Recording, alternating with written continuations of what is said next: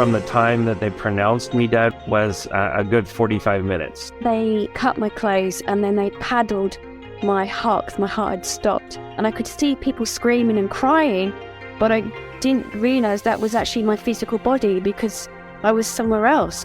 The only thing that I could feel, if you can imagine, absolute love and peace. There wasn't anything else to be felt. I was greeted by people I had known in the past. I'm back home again. Incredibly safe and felt at home. Welcome everybody to Round Trip Death.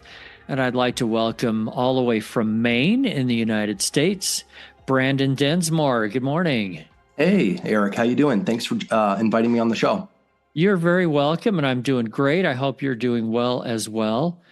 Would you mind letting our listeners get to know you just a little bit? Who's Branden? Yeah, my name is Branden. I love coaching. That's what I do for career now, and I'm a painter. I like painting little statues, little miniatures. Been doing it for quite some time. Love, practicing new techniques with painting and light and shadow and understanding color and stuff like that. That's what I'm doing currently.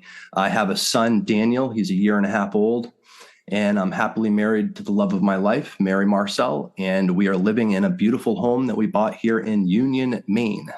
That is fantastic. That 1.5-year-old age, I love that age. It's amazing. They don't get much better than that, so I hope you're totally enjoying every minute of that.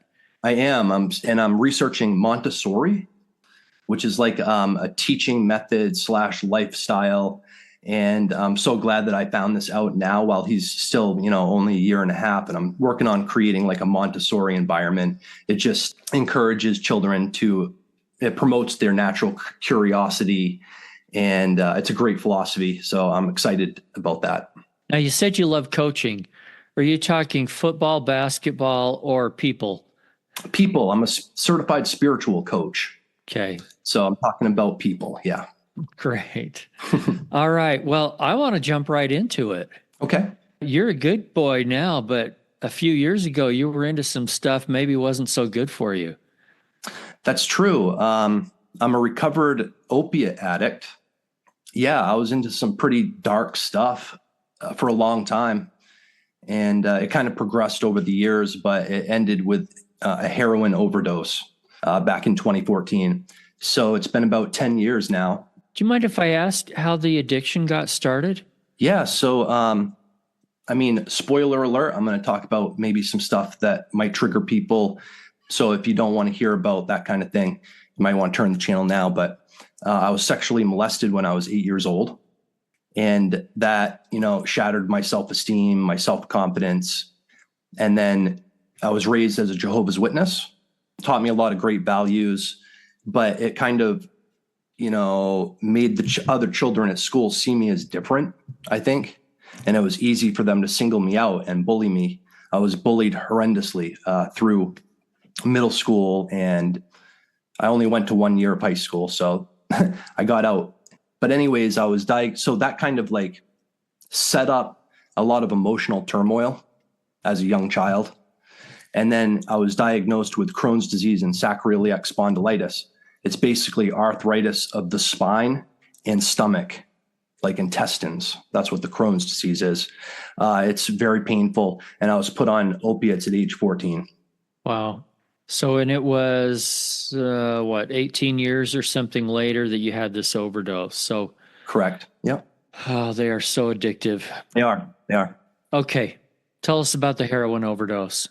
Well, I was waiting for my guy to show up, my dealer, and I was in my mom's apartment, and I'd been in withdrawals for 3 days. And it's kind of hard to explain what a withdrawal is like for people who aren't addicted to opiates, but it's just full of anxiety, time standing still, not comfortable in my own skin, moving around in the chair, keep looking at the clock, and only a minute has passed.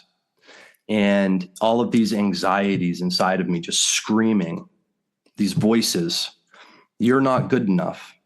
Your life sucks. You have X, Y, and Z problems. And it's just all of that stuff is just in my face and evident as I'm waiting for this guy to show up. And it's been 3 days of living hell, right? So finally the guy gets there and he brings me the stuff. And then I do some, and it's like steam rolling off a hot lake in midsummer. You know, the anxiety, the stress, it all just evaporated. Finally, you know, I can collect myself and I can think clearly. And I don't have all these voices, these negative thoughts in my head screaming at the top of their lungs. So it felt good until I realized that I was dying. And it was like my breath was slowing down. I felt like I was falling into a hole. Then next thing I know, I'm standing beside myself and I'm looking at my dead body on the couch. And oddly enough, like, it didn't seem strange to me. Like, I knew that I had died and I was looking at my body, but it wasn't odd. It wasn't strange. And that's weird. But I'm looking at myself and I'm wondering, what was the point of my life? I was sexually molested. I was bullied in school. I was put on these opiate medications. And I went through this whole educational journey. I dropped out of school in the 9th grade and was in a fist fight at age 21, which caused me to kind of question my identity, because I had believed up to that point at age 21 that I was stupid, that I wasn't going to go anywhere in life. Somehow I had adopted that belief, probably from being bullied so much in school. So I had adopted these beliefs. I was in a fist fight at age 21 and questioned those beliefs and decided to test them to see if they were actually true. Am I really stupid?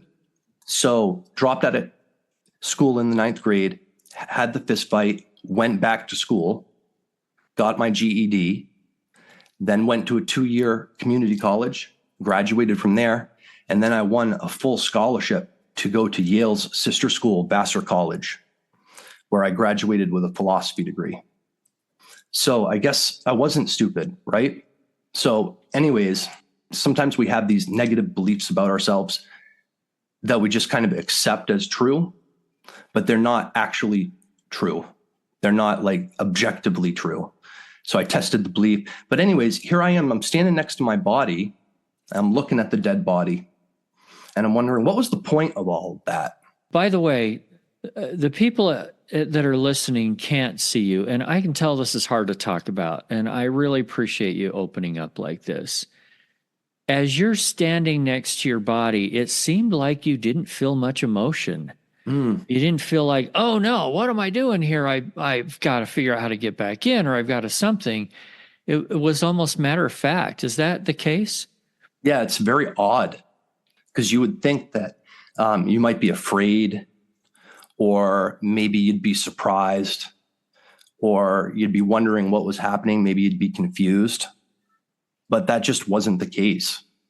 I was just standing there, like you said, in a very matter-of-fact way, looking at my body, contemplating the meaning of my life, because now my life was over. And what kinds of thoughts came to your mind? What answers were there? Well, as I was standing there thinking about my life, all of a sudden, there were no answers, but I became aware of a presence. And I looked around, there was nobody there, no spirit, no nothing. Just, you know how like you can feel that somebody's watching you sometimes? Sure. That's what it was. It was like I was being observed. So you weren't met by a bright light and ancestors and all that kind of thing. No bright light, no ancestors. All I am is standing beside myself, looking at my body, contemplating the meaning of my life up to that point, because it seemed kind of meaningless. Like, why did I go through all of this stuff? Why was I sexually molested? Why was I bullied? Why was I addicted to drugs? Why did I have this educational journey where I discovered that I had held false beliefs about myself and then overcame those beliefs? What was the point of it all? And then all of a sudden there's this presence. I look around, nothing there. I could just feel that I was being observed. And then that's when everything changed. So I was basically, I don't know if anybody out there is a Star Trek fan, but I like to talk about the holodeck in Star Trek. It was like I was in a holodeck. And for those of you who don't know, a holodeck is like an advanced computer program that uses holographic technology. and it seems absolutely real, and it can take you anywhere. You can talk to any person, you can go to any location, you can pretty much do anything. And it's composed of light that is solid, and you're just instantly transported. That's what this was like. I was shown two visions. The first was I saw the life that I could have lived had I not died. So I was shown image after image after image. And after each image that I was shown, there was this idea of this would have happened, but you're dead now and it's not going to happen.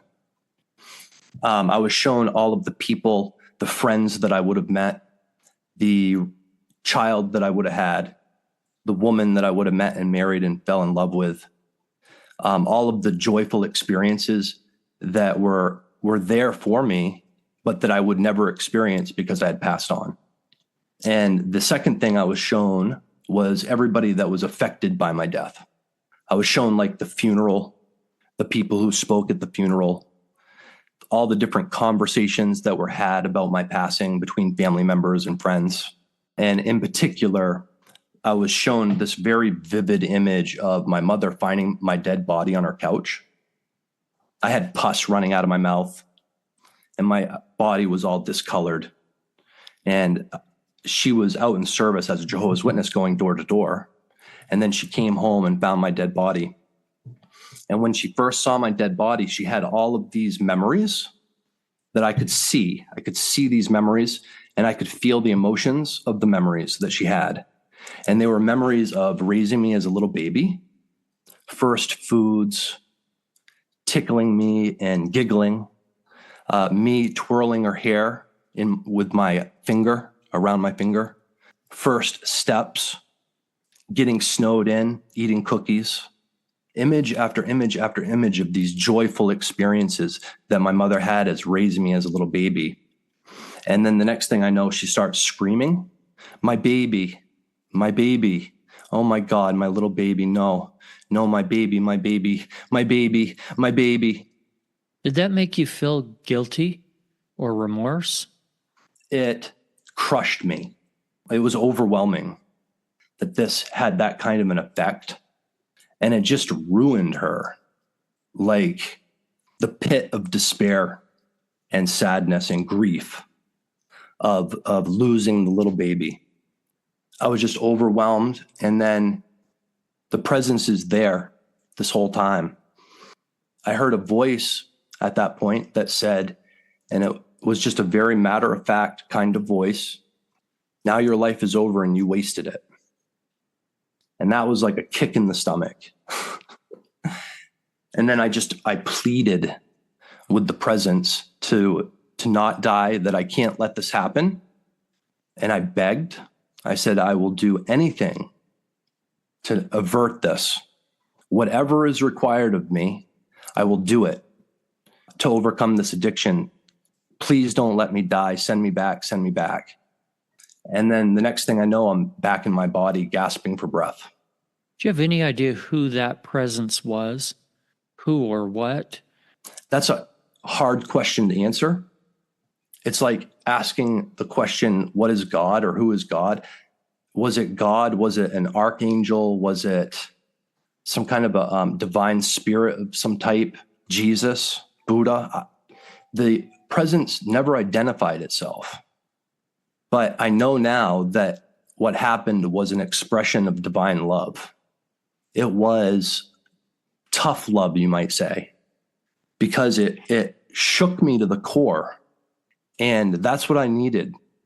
I needed to be shaken. Like, wake up, you're going to die. And this is the effect of it. And you could have this kind of life, but look at what you're doing. And it's because of your choices. Before we move on, was there anything else to it, to this experience while you were next to your body? It was just, it seemed like an eternity in an instant. And I was shown so many things, image after image after image after image, conversations between people. And basically, in retrospect, I now know that I was shown the divine blueprint for my life. That future that I was shown that wasn't going to happen because I had died. Well, I was given a second chance. And I have been, I've had to go through a lot of spiritual refinement, like confronting my inner demons, things like that, a lot of work on myself. But I told the presence I'd be willing to do anything. And I followed through on that. And I haven't used opiates since 2014. And now I went from having, false friends, self-confidence issues, being depressed, all of these past traumas and things that caused a lot of pain. I was angry. I didn't have any money in the bank. I was living in a crappy little apartment. All of that has, I didn't know what my purpose was. All of that has transformed. Now, I know my purpose. I'm confident. I'm calm, cool, and collected. I am married now to the love of my life. I live in a beautiful house. I have a garden, a beautiful son who is just a delight. And I'm doing the work that I love every day. It's like that future existed. And now it's actually manifested. And I can see that. It's beautiful. I'm just curious, did you see any more of your future that is still yet to come? Just the numbers of people that I'm here to help. I was shown thousands and thousands and thousands of people. I feel like that, I'm helping people now, and that's wonderful, but that there's more to that and more joy and more fulfillment and stuff that's coming. So I'm guessing that's why you do coaching now. Yes. It's a good way to help a lot of people. Yeah. And getting the word out there about the experience, that really, ultimately, death is nothing really to fear. I mean, what a load off, right? A load off the shoulders, that death isn't really something that we have to be terrified of. Not only that, but that there is a divine plan to our life, that our choices matter, that we can transform ourselves. And that's part of why I'm doing these videos, is just to get that message out there. You mentioned the term divine love a minute ago.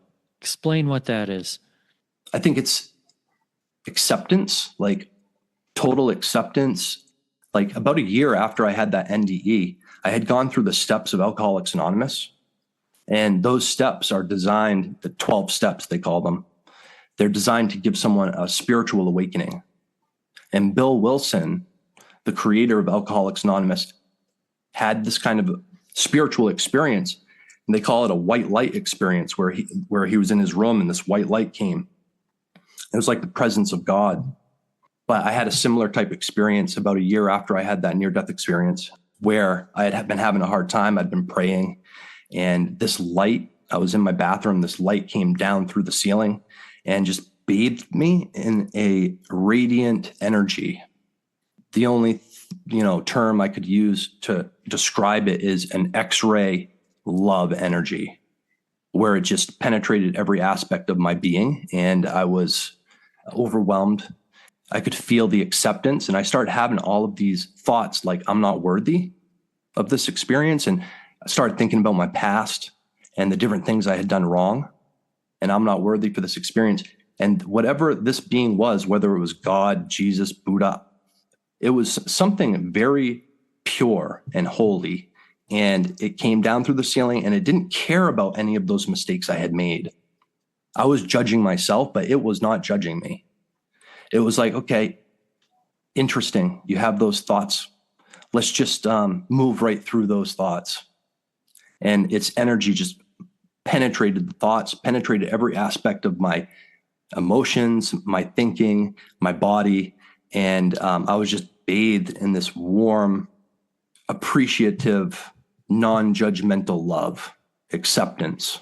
For someone out there that may be going through an opiate addiction, what advice do you have for them? What worked for you besides the NDE? Mm-hmm. So I went through the steps of Alcoholics Anonymous. But first of all, if someone's watching this right now and they're addicted to opiates, that there is a solution to the addiction problem. Because when you're stuck in the opiate addiction, it can really seem like there's no way out. It consumes your life. There's no solution. There's no way out. This is just how it is. And I just have to keep going. But you need to realize that there is a solution. And if you need help, contact me and I'll tell you more about the solution. And you can change. There is a divine plan. You're meant to live a better life than this. And you can overcome this. Are you ready to go all in? Are you ready to put your cards on the table? Total commitment. Total commitment helps. But before total commitment, just a willingness to entertain the possibility that there is a solution. And, you can overcome these opiates, whether it's heroin, methadone, Oxycontin, all of these different opiates. You can overcome them and you can be happy and you can experience fulfillment in life without the use of these substances. So it seems like this experience completely changed your life. I'd say that's fair. Tell me what else you learned from it. So a lot of what I learned from the near-death experience came after the near-death experience. For instance, when I was sexually molested, I realized after this near-death experience, when I was going through the steps of Alcoholics Anonymous, that pain from that hadn't been resolved. And I needed to go back to the basics and get to the root cause of the addiction. Because if I didn't get to the root cause, it would just grow back like a weed and I'd return to the old behavior. But anyways, I had to learn how to forgive, and that resentment and anger over past, things that have happened, traumas, things that people did to me, that was really sucking the energy from me and having a majorly destructive effect in my life. But I had to learn how to totally forgive, among many other things. Even when somebody doesn't ask for it, that's when it's the hardest, isn't it? It can be, until you explore the techniques of forgiveness, because you really have to be ready. Right. You mentioned something to me the other day, a term, quantum forgiveness. Is that something that you came up with? Yeah. I'm building a course right now, an online course called Quantum Forgiveness. And it's how to take back your time and energy so that you can quickly accomplish your most important life goals. But what does that mean? Quantum forgiveness. It's the kind of forgiveness that transforms the reality that you're experiencing. It's like jumping from, I don't know if you've ever seen the show Quantum Leap. Sure. It's like moving from one existence into another, from one person into another. And it changes really, it's almost like, I don't know if it's, jumping timelines, you might call it, or entering a parallel universe. But when you change yourself through quantum entanglement, you get into studying quantum physics. There's this thing, quantum entanglement, and it's basically faster than light causality. So you change something inside of yourself and it alters everything else instantly. Give me an example. You forgive, like in my case, I forgave the guy who sexually molested me when I was 8, right? And I practiced some techniques and came to a place of deep, profound forgiveness. And that changed something inside of me, which also affected all my family members. It changed the way I interact in the world. And because the way I interact in the world changed, that interaction changes others, right? And then I believe that it actually helped uplift all of humanity because we're all connected. We're all fundamentally one at a deep level. Everything is one. We put labels on things, we differentiate things with our human mind and our consciousness. We have these concepts of different and the same and one and not one. But at a fundamental level, the whole universe is connected. And we're all one. And when I release that karma, right, of resentment toward the guy who sexually molested me, it actually shifted something for everyone. And now everyone has more of an opportunity to practice forgiveness themselves. It gets a little bit easier. It's quantum forgiveness. Just trying to absorb that. I need to study quantum physics more. This comes up on the podcast all the time, and I don't have a good enough understanding. Maybe that should be one of my big objectives this year, is to understand this whole thing better. So, most people have not had an NDE like you that helped them go, okay, before this was my old life, after this is going to be my new life. Any advice for people that need to make a big change in their life but aren't going to have a big significant thing like you had? How do they say, today's the day? That's tough because you can say today's the day, and then you can try it and then fail miserably and fall right on your face. I would say to make sure to prepare. And if it's something like, a heroin addiction, to get some help. And if you want, you can reach out to me and talk to me about it. I talk to people all the time about these kind of things, and I don't judge. I just listen. And there are solutions. But if it's something really significant, you're going to need to be prepared to, maybe put your life on pause and go all in, right? Talk to some people about the decision that you're going to make, that today is the day, and just make sure to have a plan and rally your support system, and then be willing to do whatever it takes to succeed. Okay. Well, I appreciate all that advice. We'll put your contact info in the show notes in case people want to contact you. And any last thoughts, advice, or other that you want to leave with us? Have you heard of the logos, Eric? I don't know what it is. In my business, a logo, I know what that is because I help produce hundreds of them. But go ahead with logos. Yeah, well, the word logo is actually connected to this concept, as are the words like logic and psychology, right? Sociology. Yeah, that root word is there. Right. And John 1:1 in the Bible says, in the beginning was the Word, and the Word was with God, and the Word was God. But if you go back to the original Greek, it's logos. So this is something that's been written about for a long time. And Heraclitus, the ancient Greek philosopher, wrote about the logos. But it's basically a divine, my understanding of it is a divine blueprint that we all have a reason for being here. And it's just a matter of turning down the noise of the world, right? To really kind of get a glimpse of what that means for you. Like, what is the divine plan for your life? And there is one. To understand this logos and to find meaning in your life, the kind of meaning that brings you fulfillment and a feeling of contribution and service. And figuring that out can do a lot for you as far as like being happy, content, satisfied with life.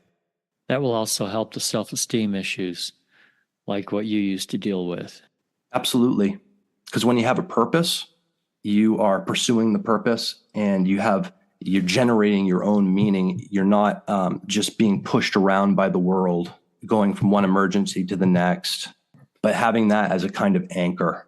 And this guy, Dr. Viktor Frankl, wrote a book called Logotherapy. He was a psychotherapist who was in a Nazi concentration camp. And then he survived that, and he wrote a book called Logotherapy. But it's basically meaning therapy. But find your meaning, find your purpose, and then have that as a crystal clear vision and use it as an anchor.